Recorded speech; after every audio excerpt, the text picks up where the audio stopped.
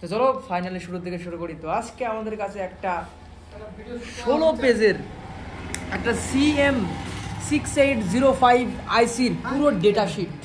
তো এই ডেটা শিটে যেমন আলোচনা করা হয়েছে পিন ডিসক্রিপশন, যেমন 1 নম্বর পিনের নাম হলো গ্রাউন্ড, 2 নম্বর পিনের নাম হলো আইএসসি, 3 নম্বর পিনের নাম হলো আইসেন, 4 নম্বর পিনের নাম হলো ভিইএও, 5 নম্বর পিনের নাম হলো ভিএফবি, 6 নম্বর পিনের নাম ভি+আই, 7 নম্বর পিনের নাম্বার পিএফসি অফ বি, 8 নম্বর পিনের নাম ভিসিসি, 9 নম্বর পিনের নাম পিএফসি আউটপুট, 10 নম্বর পিনের নাম পিডব্লিউএম।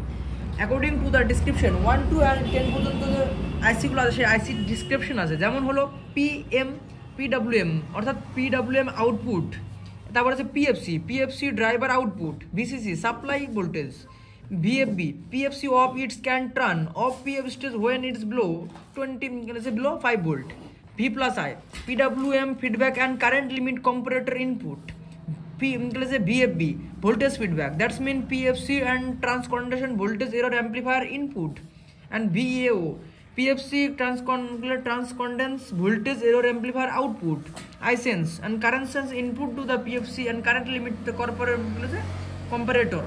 তো এইভাবেই হচ্ছে চলছে। আর এখানে হচ্ছে সেই CM6805 আইসির ইন্টারনাল ব্লক ডায়াগ্রাম, যেখানে থাকছে 1 থেকে 10টা পিন, যেই পিনের মাধ্যমে আমরা আমাদের যে V+I আছে সেই V+I এর পিনটাকে বলা হলো সফট স্টার্ট, আর পিএফসি অফ বি পিনটা সেটাকে বলা শাটডাউন পিন। তো ভিএফবি অর্থাৎ voltage feedback according to the voltage feedback control the PFC output voltage.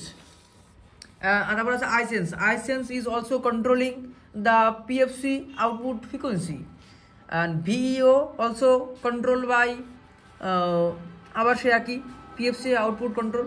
তো দ্যাটস ইট, এভাবে চলতে থাকছে